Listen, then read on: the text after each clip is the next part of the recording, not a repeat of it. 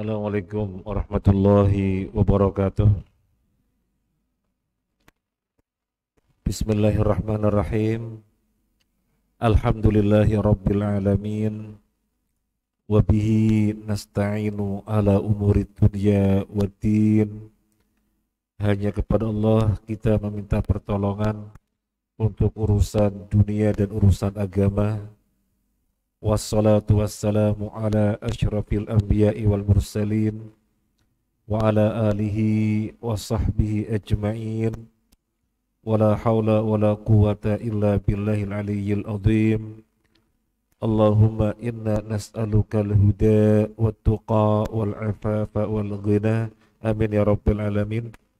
Para jamaah rahimani wa rahimakumullah, kita bersyukur kepada Allah Azza wa Jalla yang memberikan kita nikmat taufik, sehingga dengan nikmat taufik ini kita bisa bersama-sama mentadabburi Al-Quran, menghayati, merenungi makna-makna yang terkandung di dalam Al-Quran. Ini penting sekali ketika kita bisa mentadabburi Al-Quran. Pujilah Allah yang memberikan kita nikmat untuk mampu melakukannya, karena Allah mencela orang yang tidak mentadabburi Al-Quran. Afala yatadabbaruna Al-Quran am ala qulubin aqfaluha. Apakah mereka tidak mentadabburi Al-Quran, ataukah di hati mereka ada tutup? Karena di dalam hatinya ada tutup, maka tidak terdorong untuk mentadabburi Al-Quran. Alhamdulillah, kita meskipun sebulan sekali di Masjid Al-Ikhlas ini berkesempatan dan berkemampuan untuk mentadabburinya seayat-seayat, kadang 2 ayat, 3 ayat dan seterusnya. Sekarang kita memulai dari ayat 74 surat Al-Baqarah, yang terakhir yang sudah kita bahas sampai 73. 73 dan sebelumnya adalah tentang orang-orang Yahudi yang memiliki sifat ngeyel, yang memiliki sifat balelo, yang memiliki sifat suka protes, sampai wahyu yang Allah turunkan kepada mereka melalui Nabi Musa, perintah yang Allah turunkan kepada mereka melalui Nabi Musa agar mereka menyembelih sapi, ngeyelnya sedemikian rupa hampir saja mereka tidak mendapatkan sapi yang diperintahkan oleh Allah. Hampir saja nggak mendapatkan sapi. Karena ngeyelnya mereka, maka Allah hukum sehingga mereka dengan hukuman tersebut mencari sapi yang kriterianya sedemikian rupa susah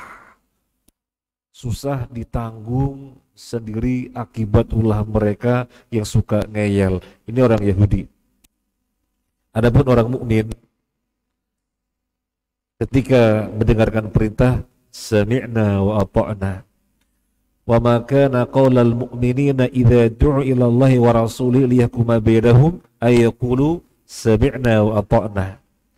Dan tidaklah ucapan orang mukmin ketika diseru kepada Allah dan Rasulnya, maka mereka dengan cepat merespon sami'na wa ata'na, itu muslim.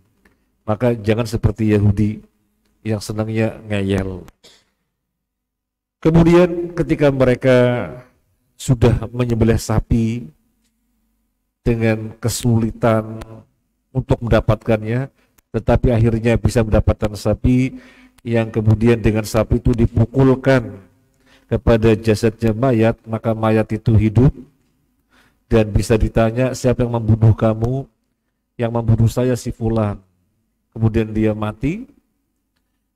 Jadi dihidupkan oleh Allah sekedar untuk menyampaikan siapa yang membunuh kamu, karena mereka hampir berperang akibat berselisih siapa pembunuhnya. Maka dengan mayat ini dihidupkan oleh Allah, menjawab yang membunuh si fulan, maka untuk keperluan itu saja lalu dia dimatikan. Ini kan perkara yang merupakan mukjizat. Ini perkara yang merupakan mukjizat. Orang sudah mati, Nabi Musa dengan izin Allah memukulkan bagian pada sapi itu kemudian hidup. Maka benar-benar Musa alaihissalam adalah seorang nabi. Musa alaihissalam adalah utusan Allah. Ini bukti yang sangat gamblang. Tapi apa yang terjadi pada mereka? Kita lanjutkan ayat 74. Ayat yang berikut ini. A'udzu billahi minasyaitonir rajim. Tsumma qasat qulubukum min ba'di dzalika fahiya kal hijarati aw ashadda qaswah wa inna minal hijarati lama yatafajjaru minhul anharu wa inna minha lama yashaqqaqu fayakhruju minhul ma' wa inna minha lama yahbitu min khasyatillah wa ma Allahu bighafilin amma ta'malun.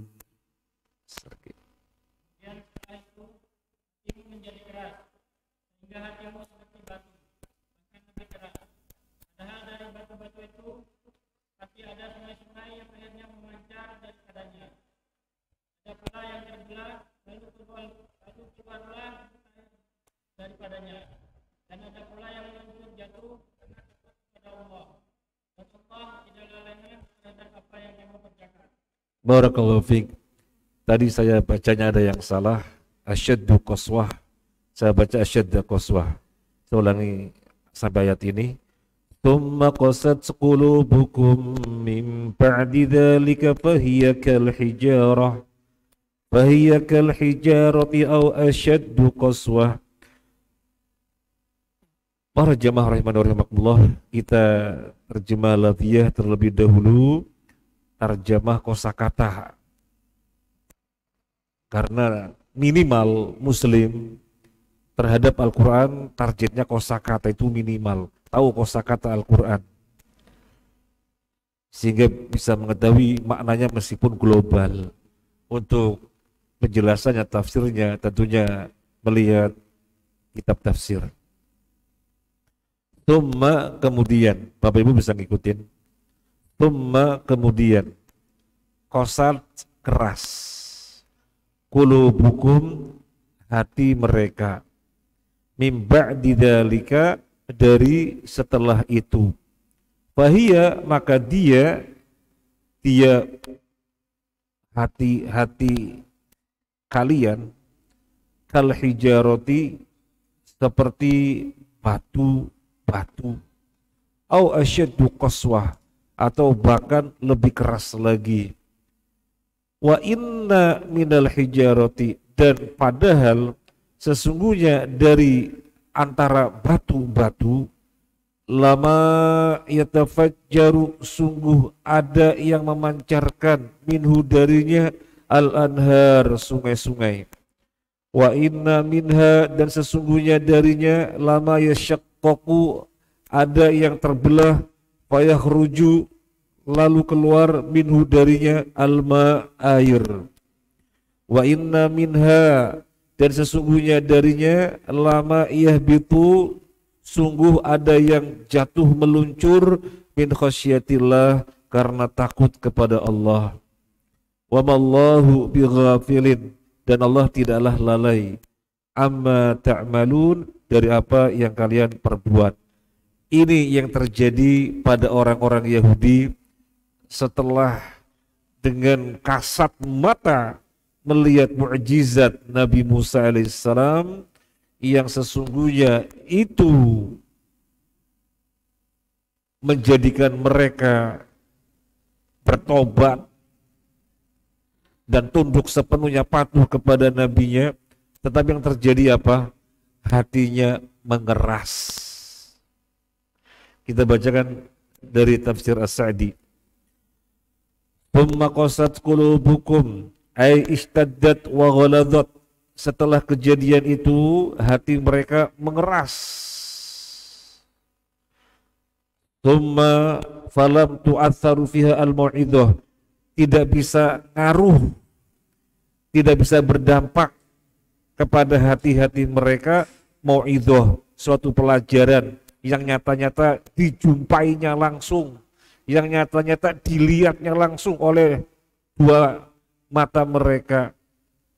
Min ba'di dzalika, setelah kejadian itu, setelah kejadian di mana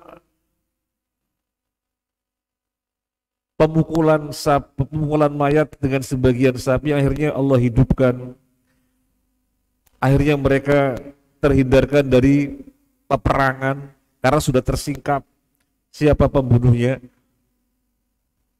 Tetapi wa arakumul ayat walam yakun yanbahi an takswa qulubukum lianna ma syahadtu mimma yujibu riqatal qalbi wan qiyadahu thumma wasafa quswata bi annaha kal hijarah. Tetapi ayat-ayat yang Allah perlihatkan kepada kalian, wahai orang-orang Yahudi, yang sesungguhnya tidak mungkin menjadikan kalian lari dari kebenaran, tetapi yang terjadi hati kalian mengeras sehingga kebenaran tidak bisa masuk.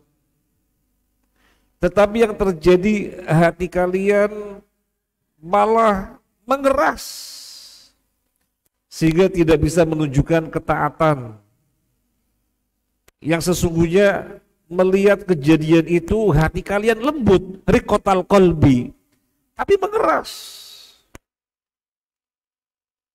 Allah sebutkan mengerasnya seperti apa? Kal hijarah.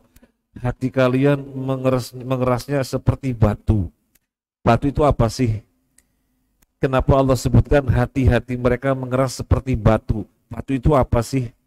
Padahal kan yang keras tidak hanya batu, kayu juga keras, besi juga keras, apalagi yang keras. Dan yang lainnya yang keras. Tapi Allah sebutkan hatinya mengeras seperti batu.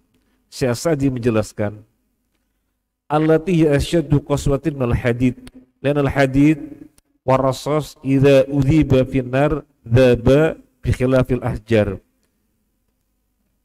Yang namanya batu itu sesuatu yang paling keras dan lebih keras daripada besi.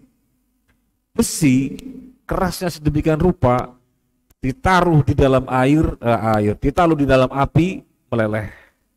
Besi kerasnya sedemikian rupa, digodok dengan api meleleh, tapi batu tidak. Jadi Allah mengumpamakan hatinya mereka itu benar-benar keras, alot, wangkot, bolot. Bagaimana tidak? Kebenaran di hadapannya. Tetapi yang sesungguhnya mereka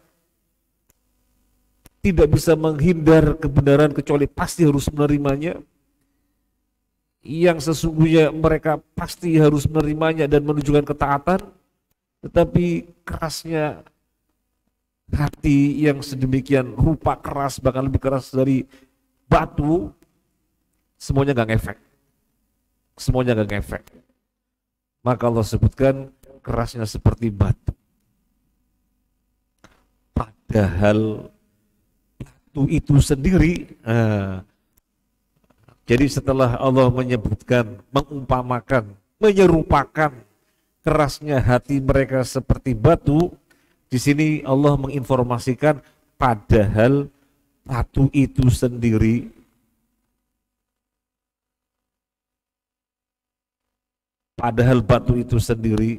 memiliki keutamaan-keutamaan. Apa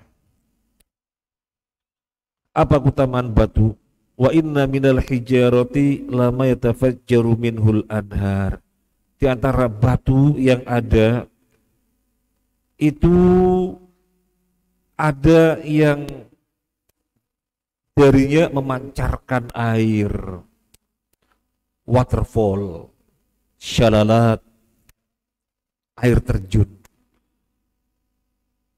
Wa inna minha lama yashaqqaqu fayakhriju minhul ma. Dan batu yang kerasnya sedemikian rupa ada yang terbelah, kemudian menampung air yang bermanfaat untuk petani mengairi sawah, ladang dan yang lainnya. Apa? Waduk. Wa inna minha lama yahbitu min khasyatillah. Dan batu yang kerasnya sedemikian rupa, keras sekali, bahkan lebih keras daripada besi, itu memiliki keutamaan. Ada di antaranya yang jatuh meluncur karena saking takutnya kepada Allah. Jadi bentuk takutnya kepada Allah menjadikan mereka meluncur jatuh. Dari pemberitaan Allah, tidak ada apapun yang di muka bumi ini, di muka bumi, apa yang ada di antara langit dan bumi, kecuali semuanya bertasbih. Walakin la tafqahuna tasbihahum. Kata Allah, tetapi kalian tidak mengetahui bagaimana tasbihnya mereka. Jadi batu yang keras seperti itu takut kepada Allah, meluncur jatuh. Sementara hati kalian, wahai orang-orang Yahudi, apa keutamaannya? Apa keutamaannya? Batu yang keras seperti itu masih ada keutamaannya. Yang pertama tadi apa? Memancarkan air, waterfall, air terjun, syalalat. Orang Arab bilangnya syalalat. Orang keputih bilangnya waterfall. Kemudian batu ada yang terbelah, menyimpan air untuk pertanian dan yang lainnya. Apa? Waduk. Dan Allah informasikan ada yang jatuh meluncur takut kepada Allah. Itu batu. Lah kalian orang Yahudi, keras seperti batu, kerasnya hati kalian. Apa keutamaannya? Gak ada keutamaannya. Malah lari dari kebenaran. Tidak senang dengan nasihat, tidak senang untuk digiring kepada ketaatan. Itu kerasnya hati kalian, gak ada fadilahnya. Para jamaah rahimakumullah, orang mukmin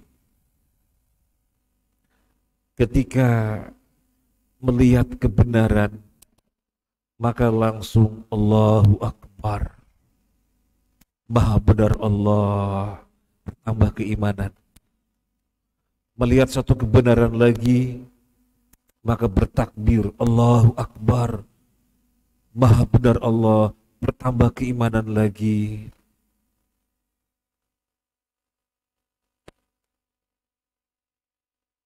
Kenapa? Karena hatinya lembut. Hati yang lembut menjadikan kebenaran mudah diterima. Hati yang lembut menjadikan pemiliknya senang dengan nasihat. Hati yang lembut menjadikan pemiliknya rendah hati, tidak sombong. Itu hati yang lembut. Dan hati yang lembut sebabnya apa? Hati yang lembut sebabnya adalah tunduk kepada ayat-ayat Allah, baik ayat syariah, Qur'aniyah ataupun ayat kauniyah. Kalau ayat Qur'aniyah, ayat syariah yang kita baca ini, kita baca, kita tunduk, ini kalamullah, menjadikan hati lembut. Ayat kauniyah yang ada di alam semesta, kita melihat kebenarannya sehingga sampai pada satu kesimpulan, Allah Maha Besar, Allah Maha Esa, dialah satu-satunya Tuhan yang wajib diibadai. Dengan melihat ayat-ayat kauniyah, hatinya lembut, maka mudah menerima kebenaran, mudah berbuat ketaatan. Semoga hati kita adalah hati yang lembut. Amin ya rabbal alamin. Untuk itu tadaburnya para jamaah, tadaburnya. Kalau misalnya kita menjumpai orang muslim, dinasehati bebel, oh ketempelan Yahudi, hatinya keras. Kalau misalnya dijumpai ada seorang muslim,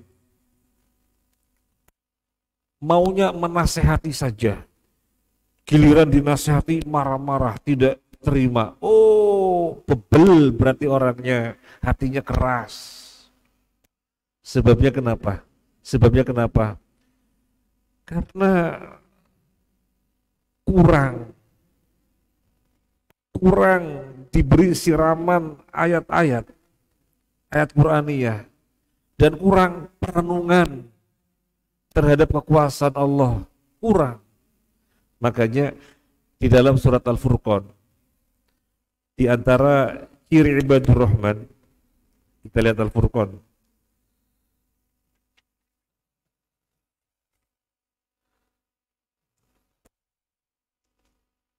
Kita lihat Al-Furqan.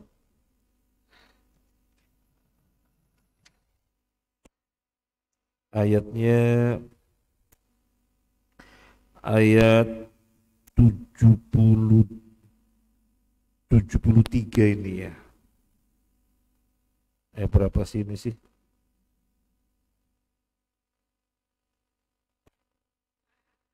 (74) apa 3?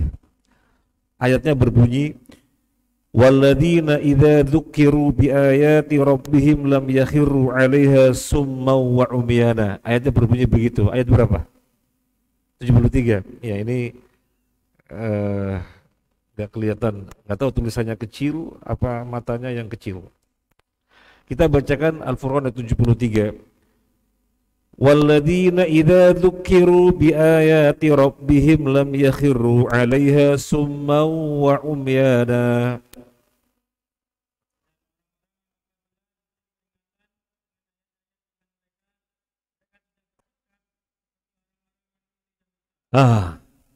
Ini karakter ibadur rahman. Ibadur rahman itu apa? Ibad artinya hamba, rahman Allah yang maha melimpahkan rahmat. Jadi ibadur rahman adalah hamba yang dilimpahkan rahmat. Spesial itu ibadur rahman. Kita semuanya hamba Allah, iya. Tapi apakah ibadur rahman? Belum tentu. Karena hamba yang spesial. Di antara kriteria hamba yang spesial, apabila diingatkan dengan ayat-ayat Allah, tidak bersikap tuli dan tidak bersikap buta. Ayat Allah dibacakan dengan penjelasannya hadis-hadis, tidak bersikap tuli, pura-pura tidak tahu, pura-pura tidak dengar. Jadi pura-pura tidak dengar. Ayat Allah dibacakan, penjelasannya hadis-hadis disampaikan, pura-pura buta nggak melihat. Kira-kira apa ini? Kira-kira apa ini? Kira-kira apa? Siapa yang Allah singgung? Ibadur Rahman tidak demikian. Ibadur Rahman ada ayat-ayat dibacakan dengan penjelasannya hadis-hadis, datang, dengarkan dan dilihat. Itu Ibadur Rahman. Tetapi kalau bukan Ibadur Rahman, ada ayat-ayat dibacakan, penjelasannya disampaikan, pura-pura tidak dengar, gak tahu, pura-pura tidak melihat, gak ada padahal di depannya. Maka renungan kita para jamaah, kalau ada majelis taklim, tangi. Karena majelis taklim adalah pembacaan ayat-ayat dan penjelasannya hadis-hadis, datangi. Biar tidak termasuk orang yang dikecam dalam ayat ini, yaitu pura-pura tidak dengar. Padahal ada ayat-ayat dibacakan, disampaikan, penjelasan itu hadis-hadis. Pura-pura tidak tahu, wong melihat di depannya kok melengos, pura-pura tidak tahu. Jangan pernah benci kepada majelis taklim. Jangan pernah benci kepada majelis ilmu. Orang yang benci kepada majelis ilmu, orang yang benci kepada majelis taklim, khawatirnya ini, yang pura-pura tidak dengar, yang pura-pura tidak tahu. Padahal Ibadur Rahman bersikap merespon, oh ada dengarkan, oh ada didatangi dilihat. Itu Ibadur Rahman. Kenapa? Dengan demikian Ibadur Rahman memiliki hati yang lembut. Karena yang melembutkan hati adalah Al-Quran, dibacakan dengan penjelasannya, itu melembutkan hati. Al-Quran itu apa sih? obat. Secara khusus obat apa? Secara khusus obat rohani. Secara khusus.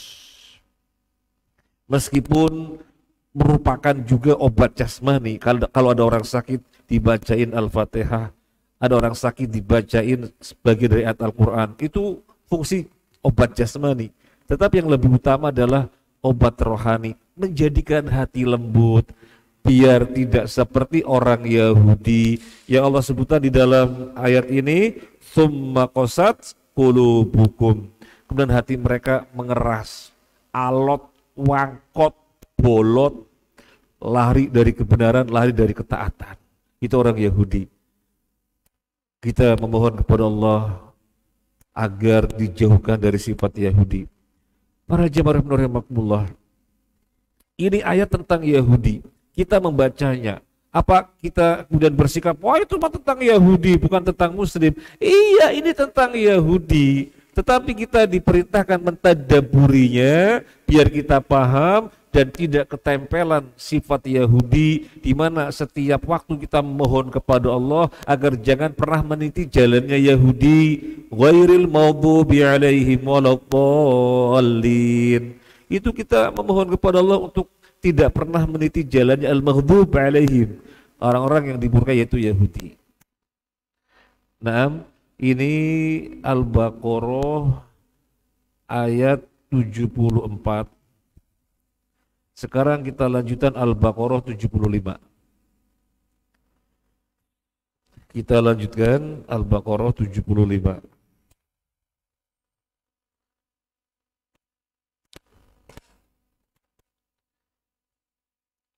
Afatatma'una ay yu'minu lakum wa qad kana fariqum minhum وَقَدْ كَانَ فَرِيقٌ مِّنْهُمْ يَسْمَعُونَ كَلَامَ اللَّهِ ثُمَّ يُحَرِّفُونَهُ مِنْ بَعْدِ مَا عَقَلُوهُ وَهُمْ يَعْلَمُونَ.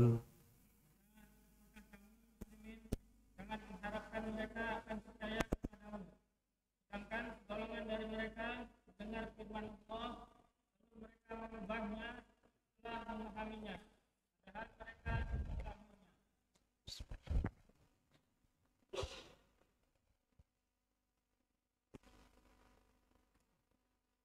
Barakallahu fiik. Para jamaah, kita terjemah lafziyah dulu, bisa diikutin biar semakin kosakata Al-Qur'an kita mengkoleksi semakin banyak kosakata Al-Qur'an yang kita ketahui. Afatatma'una, ini toma'a. Afatatma'una, apakah kalian sangat maksudnya apakah kalian sangat berharap, sangat menginginkan, ayyu'minu, bahwa mereka akan beriman, lakum, kepada kalian. Wa qad kana fariqun minhum, padahal sungguh sekelompok dari mereka, yasma'una kalamallahi, mendengarkan kalam Allah, mendengarkan firman Allah, thumma yuharrifunahu, kemudian mereka mengubahnya, mim ba'di ma aqaluhu, setelah mereka memahaminya, setelah mereka berakal dengannya, maksudnya setelah mereka memahaminya. Wahum ya'lamun, dan mereka mengetahui. Kita masih membacakan dari tafsir As-Sa'di. Hada qat'un li'itmi'nanil mu'minin min imani ahlil kitab. Hada qat'un li'itma'il mu'minin min imani ahlil kitab, ay fala tatma'u fi imanihim wa halatihim la taqtadi at-tama' fihim fa innahum kanu yuharrifuna kalam Allah min ba'di ma aqaluhu wa alimuhu fayad'una lahu ma'ani ma aradaha Allah liyuwahhimun nasa annaha min indillah wa ma hiya min indillah. Para jamaah rahimakumullah, apakah kalian, siapa yang maksud apakah kalian? Apakah kalian, wahai kaum muslimin, memiliki harapan besar terhadap keimanannya orang-orang Yahudi secara khusus, atau keimanannya orang-orang ahli kitab. Apakah kalian memiliki harapan besar bahwasanya mereka akan beriman? Oh, jangan. Orang-orang Yahudi itu, mereka di tengah-tengah mereka ada Taurat, kitabullah, kitab samawi Allah turunkan kepada nabi mereka yaitu Nabi Musa. Mereka mendengar, paham, tapi diubah-ubah. Itu orang Yahudi, mendengar, paham, kemudian mengubahnya. Padahal mereka memahami makna yang sesungguhnya, tapi diubah-ubah. Itu orang Yahudi. Lalu kalian berharap orang Yahudi akan beriman? Kalian, wahai para sahabat radhiyallahu anhum ajmain, kalian memiliki harapan atas keimanan Yahudi? Gak usah terlalu berharap. Kalian berharap mereka akan beriman kepada Nabi Muhammad SAW? Gak usah terlalu berharap. Jadi di sini Allah Azza wa Jalla memberikan arahan kepada para sahabat, pada kaum muslimin, kalau melihat orang Yahudi ngeyelnya seperti itu kepada Nabi, balelonya seperti itu kepada Nabi SAW, ya memang begitu Yahudi. Gak usah terlalu berharap. Mereka berani kok ngubah-ngubah Taurat, berani. Padahal mereka mendengar, membaca dan memahaminya, tetapi diubah-ubah. Kemudian maknanya dimaknai sendiri, kemudian dikatakan ini dari Allah, ini dari Allah. Padahal yang dari Allah tidak demikian. Ini dari Allah, ini dari Allah. Padahal yang dari Allah tidak demikian. Mereka paham, kemudian ubah-ubah maknanya sesuai dengan kemauannya sendiri dan menyampaikan kepada orang Yahudi yang lainnya, ini dari Allah. Bohong, dari Allah tidak demikian. Di antara yang terjadi pada mereka, suatu ketika terjadi perzinaan. Sesama Yahudi terjadi perzinaan. Maka di hadapan Nabi Sallallahu Alaihi Wasallam, beliau bersabda, aku akan putuskan dengan kitab kalian. Karena dalam hal ini yang ada di dalam Taurat dengan syariat Nabi sama.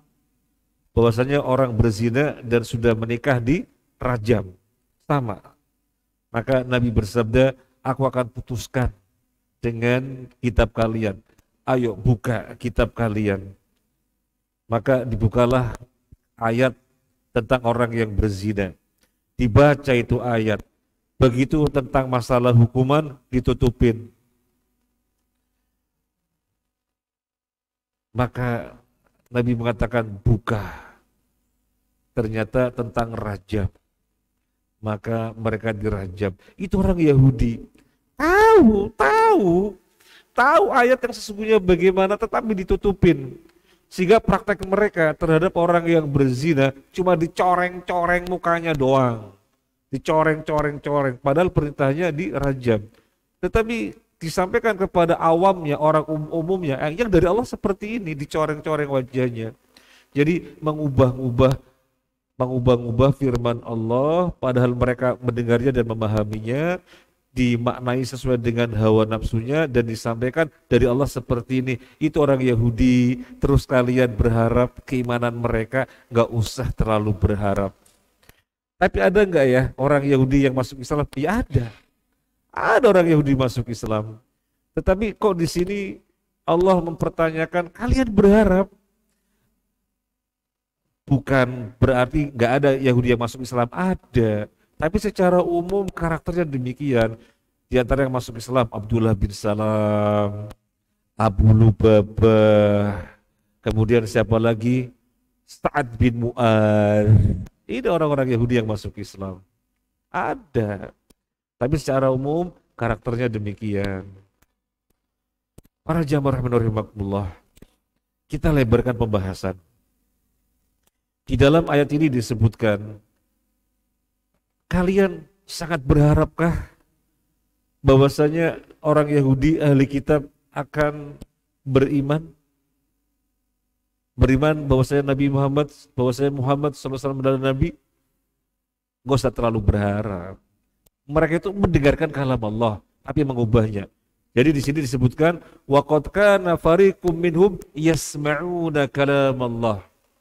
Waqad kana fariqum minhum yasma'una kalam Allah.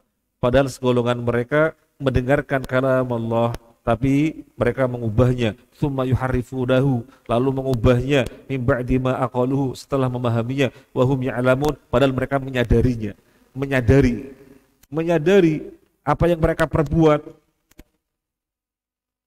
Itulah mereka. Nah, yang mau kita lebarkan pembahasan adalah firman Allah Al-Quran atau yang sebelumnya Taurat, Injil. Allah menyebutnya kalamullah. Apa artinya kalamullah? Pembicaraan Allah.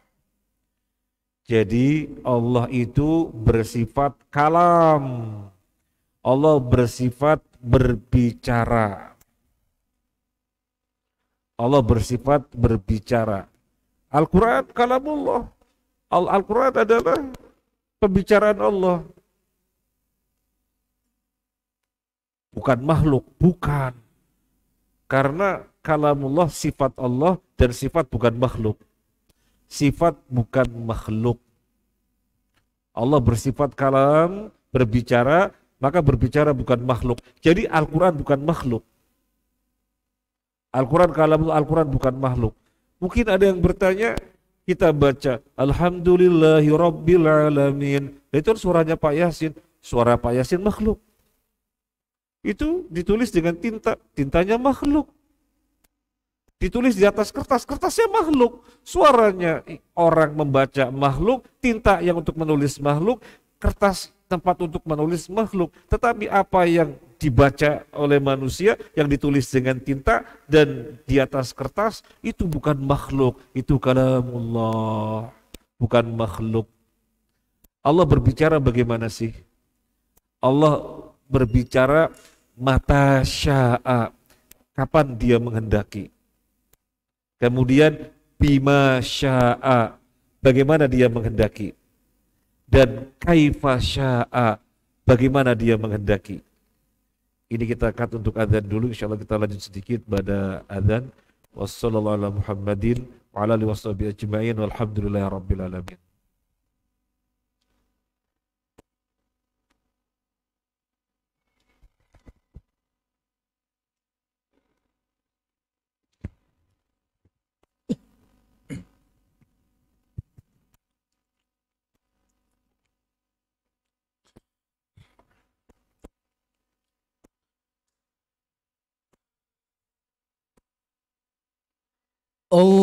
Allahu Akbar, Allahu Akbar.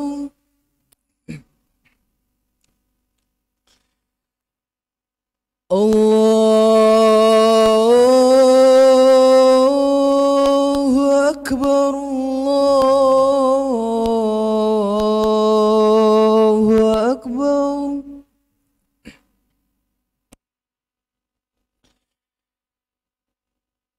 أشهد أن لا إله إلا الله.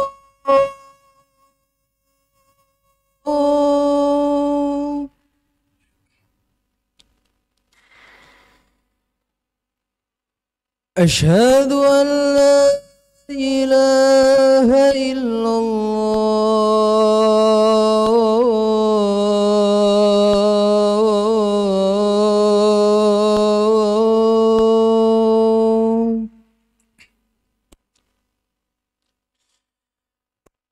أشهد أن محمد رسول الله.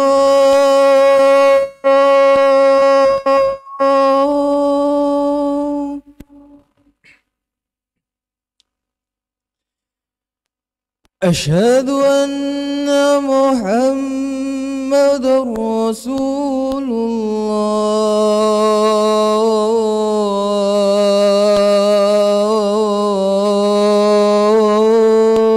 الله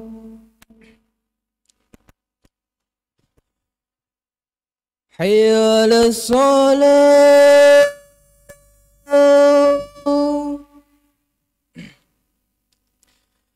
حي على الصلاة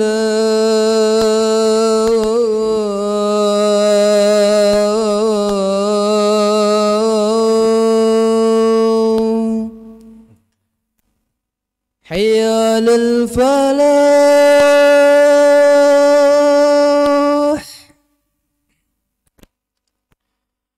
حي على الفلاح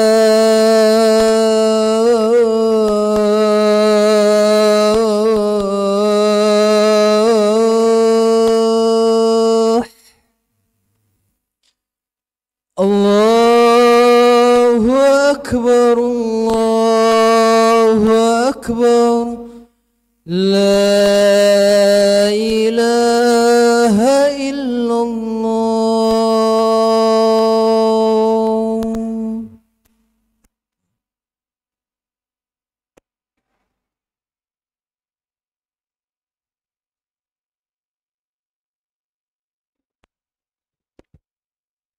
Bismillah, walhamdulillah, wassalatu wassalamu ala rasulillah wa ala alihi wa ashabihi wa mawalah wa la hawla wa la quwata illa billah. Allahumma inna nas'aluka ilman nafi'a wa rizqan tayyiban wasi'a wa amalan mutaqabbala. Allahumma munzilal kitab wa mujriyas sahab wa hazimal ahzab ihzimhum wansurna alaihim ihzim al-kufar wansur muslimi Palestin ala al-yahud innaka antal qawiyyul azizul jabbarul qahar. Amin ya rabbal alamin. Para jamaah rahimakumullah, sedikit kita lanjutkan. Tadi kita sampai pada bahwa Al-Quran kalamullah, pembicaraan Allah. Allah berbicara, Allah bersifat berbicara. Sifat itu bukan makhluk. Allah bersifat berbicara, sifat bukan makhluk, maka Al-Quran bukan makhluk. Kalau Al-Quran kalamullah makhluk, tentunya Allah tidak memerintahkan kita berlindung dengan kalamullah. Nabi tidak memerintahkan kita, Nabi tidak ngajari kita untuk berlindung dengan kalimat-kalimat Allah. Tapi Nabi ngajari kita untuk berlindung dengan kalimat Allah. A'udzu bikalimatillahi tammati min syarri ma khalaq. Aku berlindung dengan kalimat-kalimat Allah dari keburukan apa yang Allah ciptakan. Kita diperintahkan berlindung dengan kalimat-kalimat Allah karena memang kalam Allah bukan makhluk.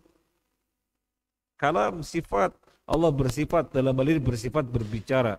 Pembicaraan Allah bukan makhluk. Bagaimana Allah berbicara? Pembicaraan Allah, sifat Allah yang berupa kalam berbicara sebagaimana zatnya qadim, azali, terdahulu dan ada dan jadi sesuatu yang mendahuluinya, maka demikian pula kalamnya, pembicaraannya.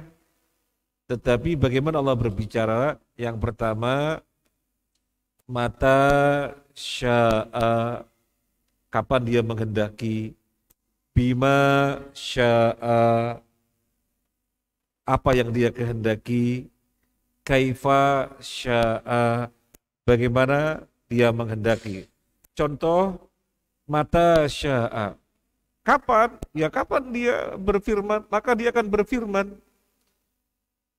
Dan Nabi SAW menjelaskan tentang ayat di dalam surat Saba. Ketika Allah berbicara, para malaikat pingsan karena beratnya yang mereka dengar atas firman Allah itu. Jadi Allah berbicara kapan dia menghendaki.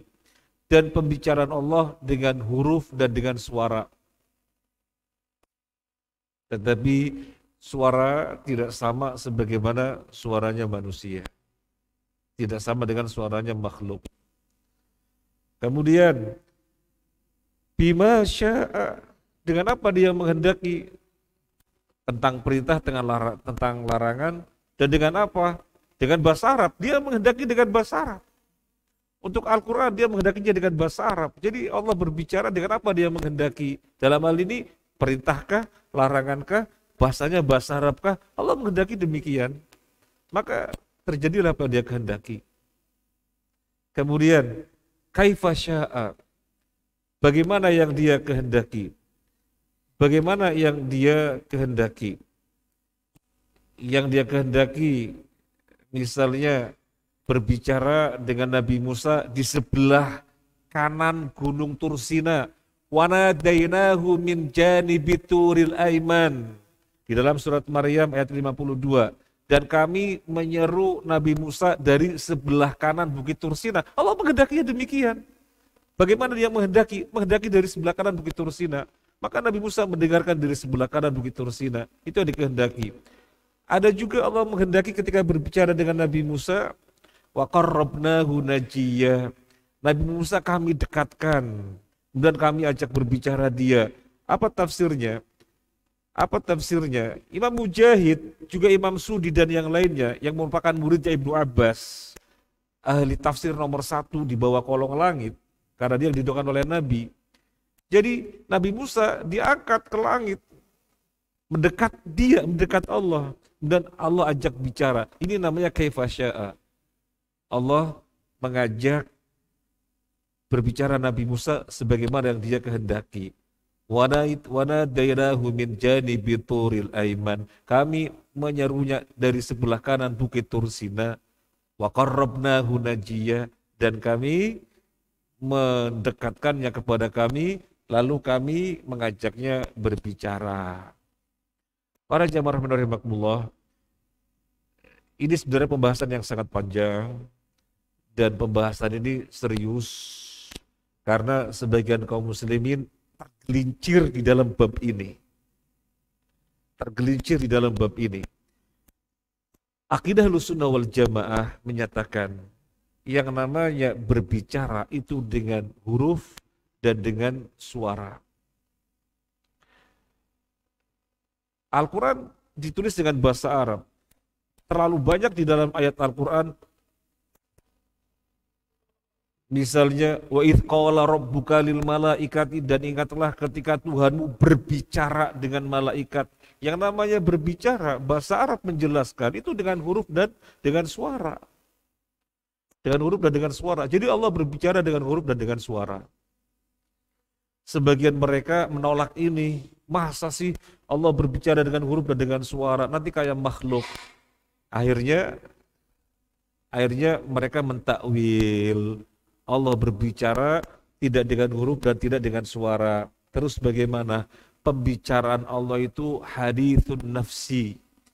Bicara kejiwaan. Bukan dengan huruf dan dengan suara. Tapi mereka mengatakan pembicaraan Allah itu hadithun nafsi. Para nabi, para rasul langsung paham. Langsung paham. Tanpa Allah bersuara, tanpa Allah mengeluarkan huruf dan suara, para rasul langsung paham. Jadi hadithun nafsi. Bukan dengan huruf dan bukan dengan suara. Ini kata mereka. Tapi ini tentunya keliru. Yang pertama menyelisih makna berbicara. Disebutkan dengan qala, nada, kemudian haditha, wa man ahsanu minallahi haditha, wa man ahsanu minallahi qila. Itu maknanya berbicara, dan mana berbicara itu dengan suara dan dengan huruf. Bukan hadithun nafsi. Tapi mereka mengatakan hadithun nafsi, enggak ada suara, enggak ada huruf. Maka ini terbantahkan, sisi bahasa terbantahkan. Yang kedua, kalau Allah berbicara tanpa suara dan tanpa huruf, maka gak ada bedanya Nabi Musa dengan nabi-nabi yang lainnya. Nabi Musa disebut dengan apa? Dengan kalimullah. Orang yang langsung diajak bicara oleh Allah di Gunung Tursina. Allah berbicara, Nabi Musa mendengarkan karena diajak bicara. Kalau pembicaraan Allah tanpa suara dan tanpa huruf, maka apa bedanya Nabi Musa dengan nabi yang lainnya? Gak ada bedanya. Gak ada bedanya. Karena mereka memahaminya hadithun nafsi, melihat langsung paham, tanpa suara, tanpa huruf, maka nggak ada bedanya Nabi Musa dan Nabi yang lainnya. Yang kedua, kalau bicaranya Allah itu hadithun nafsi, bicara kejiwaan, berarti nabi-nabi mengetahui perkara gaib, padahal nggak ada yang tahu perkara gaib kecuali Allah. La ya'lamu man fis samawati wal ardil ghaiba illallah. Tidak ada yang mengetahui perkara gaib baik di langit dan bumi kecuali Allah saja. Kalau ada orang mengetahui perkara gaib, tidak lain karena Allah izinkan. Alimil ghaibi, alimil ghaibi, alimil ghaibi, fala yudhiru ala ghaibi ahada. Allah lah yang mengetahui perkara gaib dan dia tidak pernah mengizinkan ada yang mengetahuinya kecuali orang dan tidak ada yang pernah mengetahui perkara gaib kecuali orang yang Allah izinkan. Nah kalau pembicaraan Allah dipandang sebagai hadithun nafsi, melihat tanpa Allah berbicara langsung paham apa yang dikehendaki oleh Allah, berarti para nabi mengetahui perkara gaib, padahal nggak ada yang tahu perkara gaib kecuali Allah. Yang ketiga, kalau pembicaraan itu hadithun nafsi, mestinya Taurat, Injil, Zabur semuanya isinya sama. Karena di dalam pemahaman mereka bukan Allah berbicara dengan huruf dan suara, tapi para nabi melihatnya langsung paham. Kemudian dijawentahkan dalam Al-Quran menjadi bahasa Arab, dijawentahkan dalam Injil dengan bahasa Suryaniyah atau apa begitu. Saya pernah membaca dengan bahasa apa begitu. Kemudian dengan Yahudi, dengan Taurat, bahasa Ibrani. Mestinya sama semuanya, tapi kenyataannya berbeda-beda. Ini rad atau membantah mereka yang mengatakan bahwasanya Allah tidak berbicara dengan huruf dan dengan suara. Allah berbicara dengan huruf dan suara. Dalam surat At-Taubah ini yang terakhir ya, karena ini pembahasan yang sangat panjang sekali. Dalam surat At-Taubah lembar yang pertama paling bawah, wa in ahadum minal musyrikin nastajaruka fa'ajirhu hatta yasma'a kalam Allah. Kalau ada orang musyrik datang kepada kamu, wahai Muhammad sallallahu alaihi wasallam, meminta perlindungan, lindungi dia biar tinggal di tengah-tengah para sahabat. Kemudian dia akan mendengarkan kalam Allah. Al-Quran Allah menyebutnya apa? Kalam Allah, firman Allah. Jadi ada suara, ada huruf. Lah ini huruf dengan tinta, yaitu makhluk. Ini suara yang membaca makhluk, ini kertas makhluk. Tapi apa yang ditulis dengan tinta, dibaca oleh orang membaca di atas kertas, itu kalam Allah, bukan makhluk. Pakai bahasa Arab, Allah menghendakinya dengan pakai bahasa Arab. Inna anzalahu Qur'anan Arabiyyah. Kami menurunnya dengan bahasa Arab. Ini yang bisa kita sampaikan, semoga bermanfaat. Tetapi tentunya kalau Bapak Ibu pengen lebih detail dengan dalil-dalilnya tentang sifat Allah yang berupa kalam, sehingga mengilmui betul, ya butuh waktu khusus, tidak global-global seperti ini, sehingga mengetahui bagaimana pemahaman as-salafus soleh, para ulama kita terdahulu yang riwayatnya bersambung sampai kepada sahabat tentang kalamullah, sehingga memiliki pemahaman yang sesungguhnya, tidak dengan yang syubuhat yang sudah bias. Terima kasih banyak, jazakumullah khairan, semoga bermanfaat. Mohon maaf barangkali ada kata-kata atau perilaku yang kurang berkenan. Subhanakallahumma wa bihamdika asyhadu an la ilaha illa anta astaghfiruka wa atubu ilaik. Assalamualaikum warahmatullahi wabarakatuh.